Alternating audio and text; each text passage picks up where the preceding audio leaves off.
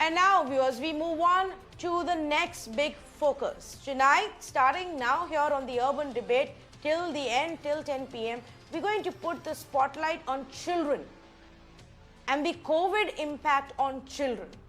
And it's going to be in two separate parts. Story number one is going to be about how, as we see a higher number of deaths in our country, there are many instances where children are being orphaned. Children who are losing both their parents to COVID. This has led to a completely big, different problem that the states don't even seem to be aware of. After that, we will talk about the mental health aspect, continuing with the Friday night series on mental health. But let me tell you why we've chosen to talk about children who've been orphaned because of this COVID and why it's such an important issue. Across the country now, there have been cases where families have been wiped out because of COVID, where poor infrastructure, delayed treatment, and of course other health-related issues have led to couples being lost to COVID, leaving their little children behind. In some cases, there are relatives who've been able to move in quickly and take care of them. In other cases, even the relatives haven't been anywhere close by, and it's taken a while for the authorities to figure out who will take care of these children.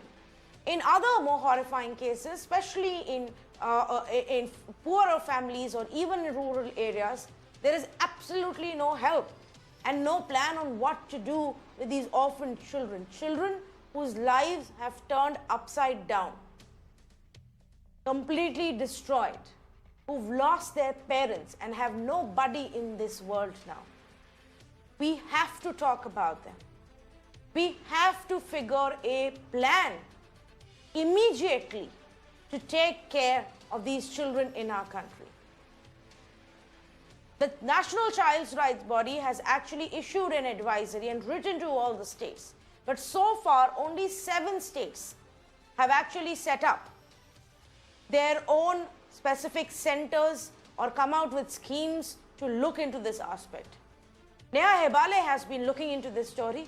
She's been gathering data, speaking to the experts to get a sense of where we stand, what is being done, and what are the challenges. Neha, set it up for us. Tell us, what has been done so far and what can be really achieved from here on. That's one thing that I want to talk about. We'll go to Neha in just a bit.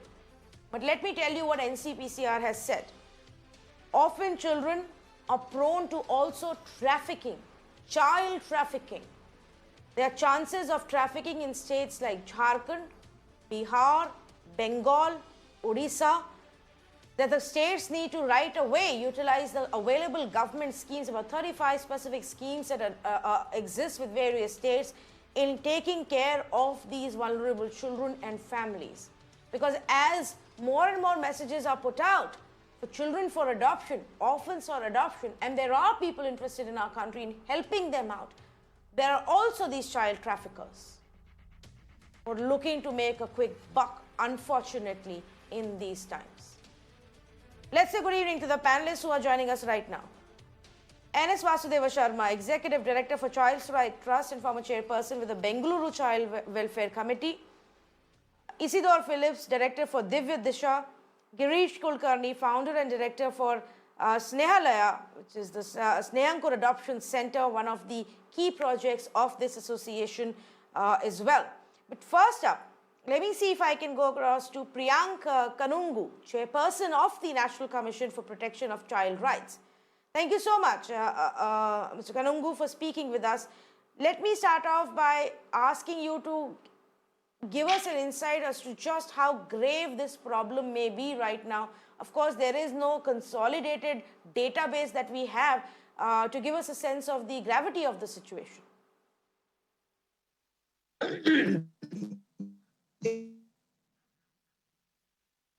जो भी Covid times में अपने माता पिता को खो रहे हैं,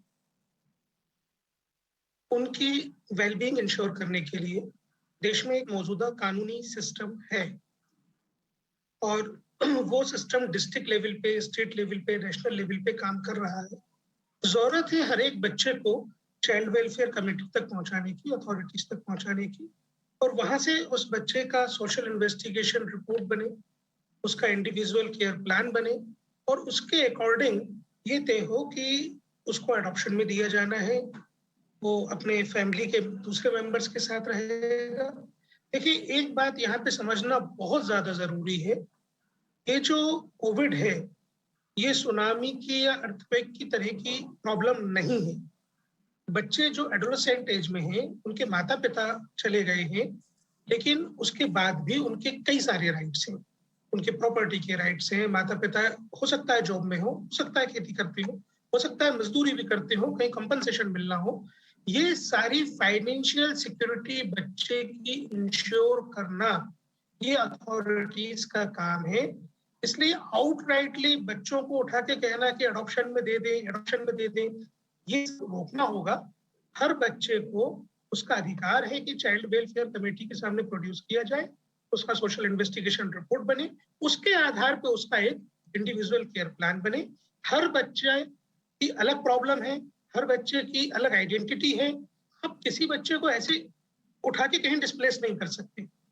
बहुत से कॉल्स आते हैं कि हम पढ़ाना चाहते हैं बच्चों को। अरे बच्चा पढ़ रहा है, एक पूरा का पूरा एक सोसाइटी होती है, उसके दोस्त होते हैं, उसके भाई बहन होते हैं। आप ऐसे जड़ से उठा के थोड़े दूसरी जगह रख देंगे।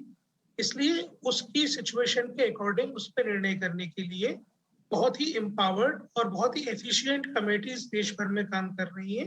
ये चाइल्ड वेलफेयर कमेटी है, उनकी विजडम पे भरोसा करिए, वो एक्सपर्ट्स हैं, उनको सरकार ने ये काम दिया है, उन पर विश्वास करिए और उनकी मदद लीजिए। जी, एक जो बात आपने कही कि ये जो एक्सपर्ट कमिटीज हैं, क्या ये एनसीपीसीआर के अंडर की कमिटीज हैं, केंद्रीय कमिटीज हैं, या हर एक राज्य को बोला गया है, या ये प्री एग्जिस्टिंग जो कमिटीज है उनको ही ये अब टास्क दिया गया है? देखिए, जुवेनाइल जस्टिस एक्ट में जो सेक्शन 31 के प्रोविजंस को इम्प्लीमेंट करने के लिए कमेटी है, वो चाइल्ड वेलफेयर कमेटी होती है, वो बेंच ऑफ स्टेट होती है, वो उस डिस्ट्रिक्ट के 5 रिनाउंड सोशल वर्कर, उनमें डॉक्टर्स होते हैं, एडवोकेट्स होते हैं, साइकेट्रिस्ट होते हैं, साइकोलॉजिस्ट होते हैं। मेरे सामने बैठे हुए हैं आदरणीय जो फॉर्मर चेयरपर्सन सीडब्ल्यूसी के, तो बहुत ही जहीन लोग उस डिस्ट्रिक्ट के, जो वहाँ की लोकल सिचुएशंस को समझते हैं, लोकल चीजों को जानते हैं, बच्चों को समझते हैं, वो लोग होते हैं। और वही वो अथॉरिटी होती है जो बच्चे को legally free for adoption declare करती है। उसी के बाद एडॉप्शन का प्रोसेस शुरू होता है, उसके पहले किसी बच्चे का एडॉप्शन नहीं हो सकता। तो जरूरत है केवल कानूनी प्रक्रिया को समझने और समझाने की।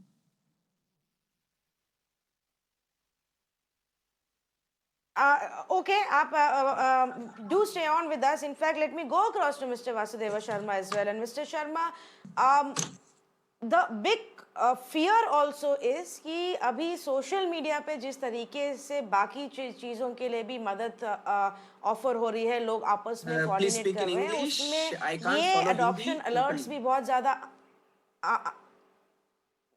Mr. Sharma, I wanted to ask you this question. What we are looking at right now is a lot of adoption alerts. And we are being given to understand that while these adoption alerts may sound well-meaning in terms of helping out orphan children, especially those who lost their parents to COVID, there is a high possibility that it could also involve child traffickers. Now, how does a person ensure that they don't fall for the wrong kind of messages, wrong kind of committees or systems or NGOs who may be offering these children for adoption? Okay, thank you. I should thank Mr. Kanunga for bringing up the functioning of district child welfare committees. It is the Juvenile Justice Act which is going to govern about every child who may fall in a situation like an orphan or semi-orphan, etc. In reality, whoever is talking about a child who is orphaned because the parental death, etc., is in a situation of Section 32 of the same Act, Juvenile Justice Act, where it talks about mandatory reporting regarding a child found separated from guardians or parents. Let us assume that these children are separated from their parents, either because of death or because of some other reason. I totally agree with him that it is not a situation of a tsunami or an earthquake or something else.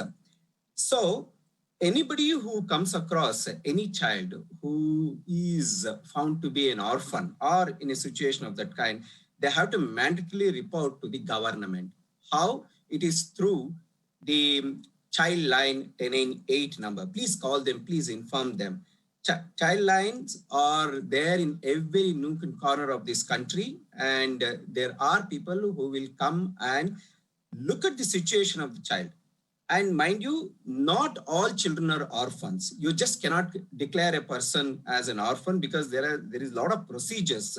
We have, if you don't follow the procedure of reporting, actually you can be punished. We do understand that everyone is having some good mind. They are all good Samaritans. They are good people. But unfortunately, they may not be knowing how to give a child into the child welfare system, that is juvenile justice system. Secondly, your question of if somebody falls for it and say that, yes, let me adopt the child, it's a good opportunity, I'm doing a good thing like, but unfortunately they'll become parties in trafficking. Now there is a section in the Juvenile Justice Act where it talks about section 214(9), where vulnerability of these children being abused and being praised into trafficking. So going back to the whole situation, the Juvenile Justice Act very clearly declares that a child in need of care and protection under section 214, that will be governed, or that child will be looked after, and the case of the child will be worked with the Child Welfare Committee and the District Child Protection Unit, DCPU. So anybody who is feeling that these children are victims, fine, we appreciate them, but a child of that kind, in fact, we are right now dealing with such cases. All these cases, most of them can be solved with a little bit of counseling, helping the relatives, helping the neighbors, we can work out. I'll stop by telling that, as Mr. Priyank mentioned, there are various age group of children, starting from 0 to 18. Not all children can be just handed over to somebody in adoption. It's not possible. Even 0 to 3 children also cannot be given in adoption by somebody else, by a police or by an organization or by an individual or a neighbor. No, you cannot do it. The first priority to look after the children lies with the extended families. We, in our country, we have lots of aunts and uncles, etc., of the same child. So we have to give priority to those families, yes, and then we have to think about the Juvenile Justice Act relations. Thank you. Right.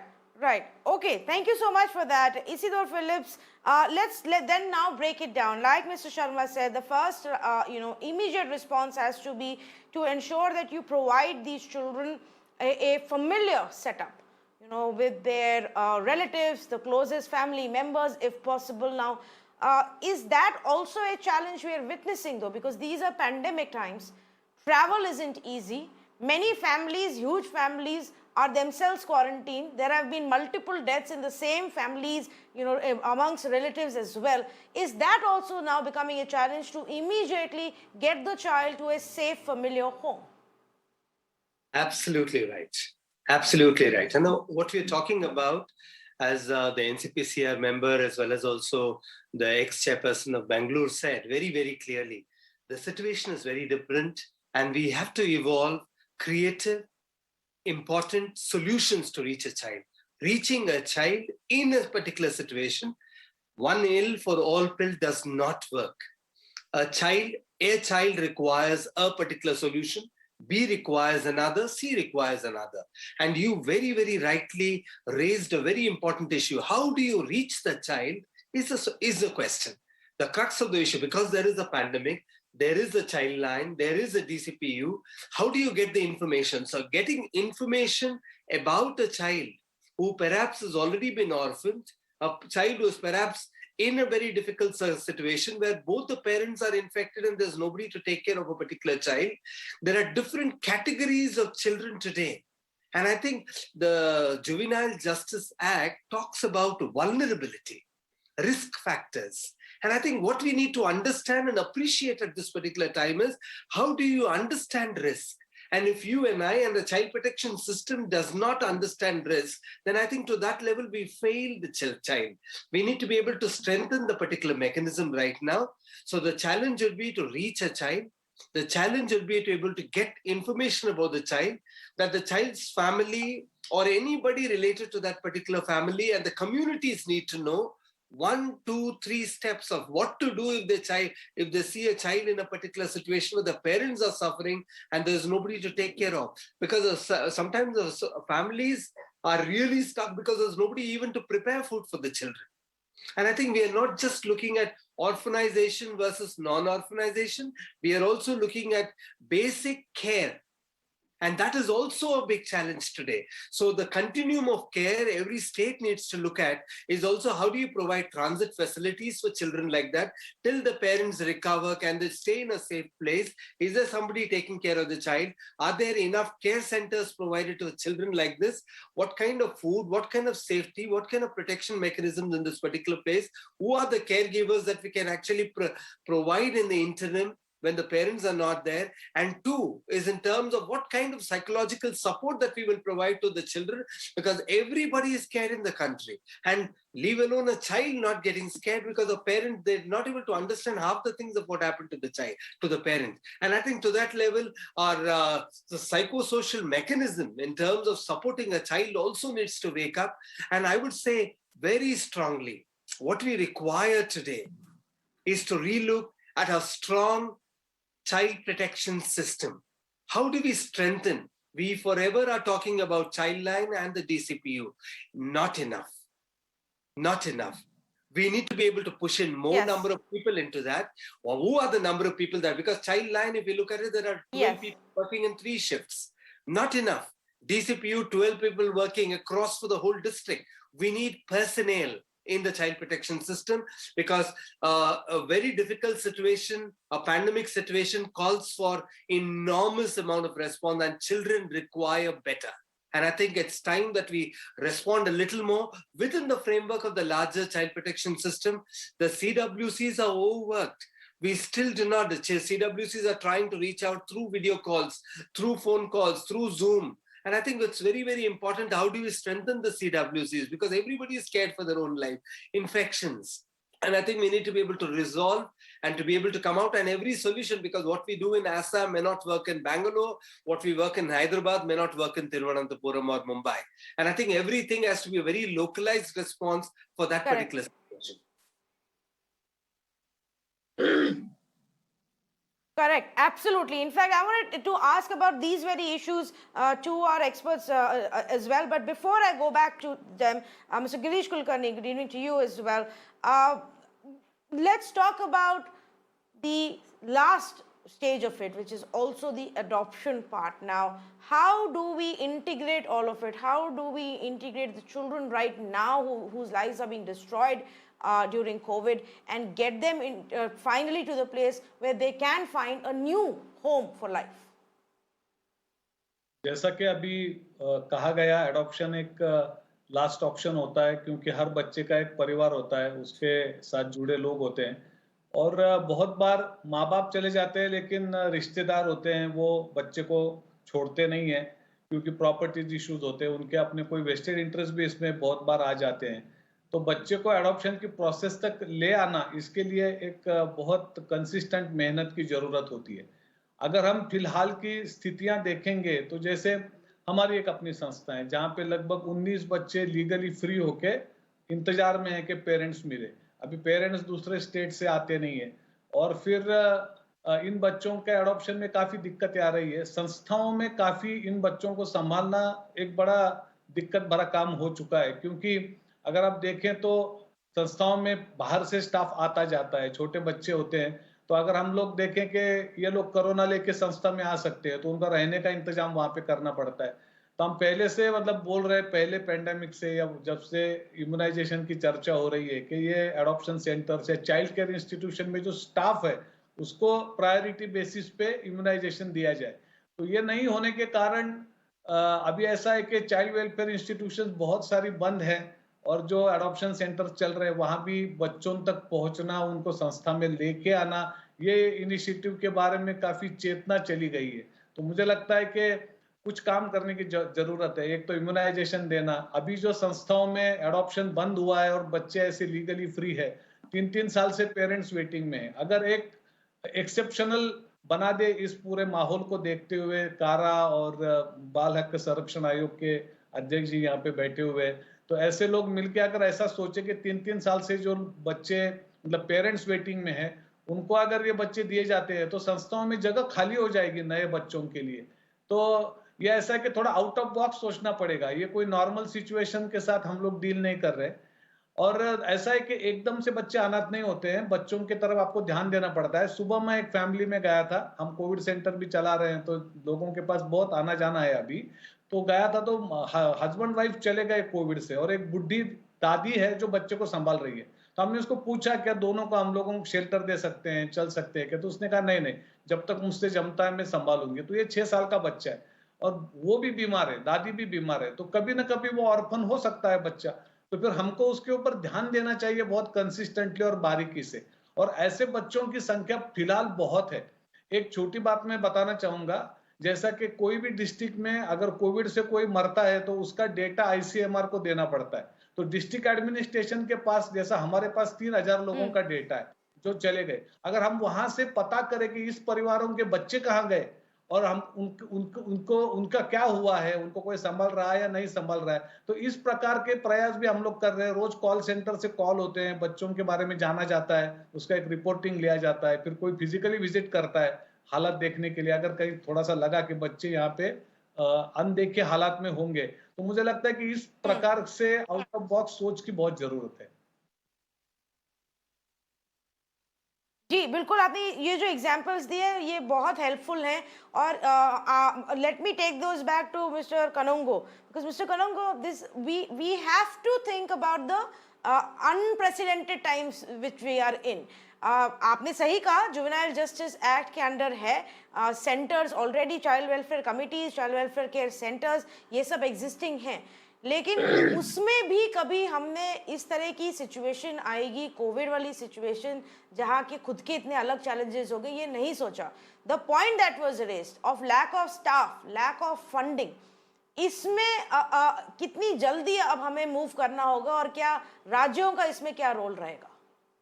देखिए, मैं सबसे पहले तो यहाँ से शुरू करूंगा कि देश के मौजूदा कानून ने सरकार को कोई जिम्मेदारी दी, सरकारों को कोई मैंडेट दिया है, वो काम करना उनकी रिस्पॉन्सिबिलिटी। और बाकी सारे एनजीओज, सिविल सोसाइटी ऑर्गेनाइजेशन, उनका काम है सिस्टम तक बात पहुंचाना। हो ये रहा है कि हर कोई खुद सब कुछ कर लेना चाहता है। अब देखिए, मेरे पहले भी यहाँ पे जैसे गिरीश जी ने बोला, उनके पहले भी मिस्टर फिलिप ने बोला कि we need to strengthen the system. How many complaints you have lodged till now from starting of the COVID times? There are systems, there are commissions, there are governments, NGOs का काम, civil societies का काम। अगर कहीं पे system ठीक काम नहीं कर रहा है तो आपको कंप्लेंट करना। गिरीश जी ने बहुत अच्छी बात अभी बताई कि एक बच्चा है, अपनी दादी के पास है और उसकी दादी उसको छोड़ नहीं रही है। अब वो बच्चा सेक्शन 45 जुवेनाइल जस्टिस एक्ट के अंतर्गत स्पॉन्सरशिप के लिए एलिजिबल है। यहाँ बात सुनने में लग रहा है, क्या आपने चाइल्ड वेलफेयर कमेटी को रिपोर्ट किया? नहीं किया, तो क्यों नहीं किया? तो हम सभी लोग इस तरह की चीजों को खुद के ऊपर रखना चाहते हैं। अरे भाई, डिस्ट्रिक्ट चाइल्ड प्रोटेक्शन यूनिट है, district child protection fund create करवाइए। वहां पे अगर पैसों की कमी है तब कमीशंस को बताइए। हम लोग CSR मोबिलाइज करने के लिए, मदद करने के लिए तैयार बैठे हुए हैं। दुनिया के लोग डोनेशंस देना चाहते हैं, बच्चों को स्पॉन्सरशिप के फायदे देना चाहते हैं, बच्चों को किनशिप में डालिए, लेकिन किसी ना किसी प्रकार इंस्टीट्यूशंस चलते रहें। प्लीज इस तरफ सोच मत लीजिए। आपने बहुत अच्छी बात कही कि हमको एडॉप्शन की प्रक्रिया को बढ़ाना चाहिए। इस देश में मदर टेरेसा के नाम से चलने वाले एनजीओ को बच्चों को बेचते हुए, बच्चों की ट्रैफिकिंग करते हुए पकड़ा गया। जिनको देश ने संतों के रूप में पूजा, उन्होंने पूरे देश को शर्मसार किया। हम सुप्रीम कोर्ट में मुकदमा लड़ रहे हैं। हम ऐसे सिस्टम को ढीला नहीं छोड़ सकते कि बच्चों को बेचने के लिए खुला छोड़ दिया जाए। इंस्टीट्यूशंस, अगर किसी इंस्टीट्यूशन को प्रॉब्लम है, कहीं फंडिंग की प्रॉब्लम है, कहीं स्टाफ की प्रॉब्लम है, अगर आपके पास एकोमोडेशन नहीं, आप पहले दिन से बोला गया है कि जितना भी चिल्ड्रन होम में स्टाफ है उसको आप क्वारंटाइन डेज के अकॉर्डिंग बांटिए, 14 दिन रखिए, वहां पे नहीं रख सकते चिल्ड्रन होम बंद कर दीजिए। सरकार का सिस्टम है, सरकार सारे बच्चों को संभाल ले। लेकिन प्लीज इस तरीके की बातें करना बंद करिए। जी नहीं, आप ये कह रहे हैं सरकार का सिस्टम है और सरकार सारे बच्चों को संभालेगी। I want to believe you, Mr. Kanungu, but it's very difficult also because सरकारें हर लेवल पे आज जो है स्ट्रगल कर रही हैं। सिस्टम इतना ओवरबर्डन हो गया है। हमने महीने दर महीने स्टेट आफ्टर स्टेट से मिस्टर कनुंगू, नेहा जी, आप पूरी बात सुनना पड़ेगी आपको।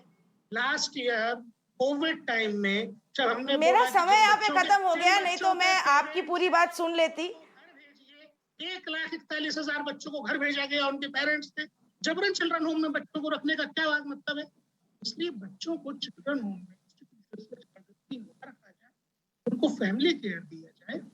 मैं आपसे माफी चाहती हूँ मिस्टर कनुंगो, जो मेरे पास समय खत्म हो गया है और कोई कारण नहीं है कि मुझे अभी बीच में आना पड़ रहा है, लेकिन इस डिबेट का आज समय खत्म हो गया। जो आप मुद्दा उठा रहे हैं वो बहुत इंपॉर्टेंट है, लेकिन उसके बहुत पहलू भी हैं। There are many aspects to the issue you're raising, and hopefully another day we will take it up and we will have that conversation as well. Right now what is important is that not only do governments become extremely confident that they can do this by themselves, but they do get the activists, they do get the NGOs on the same platform. They all need to come together to ensure that not even a single child whose life has been destroyed, who's lost parents to this COVID, is left alone, abandoned and orphaned. That there is a proper system in place to take care of every single one of them. That's all we can hope for. Thank you for joining us.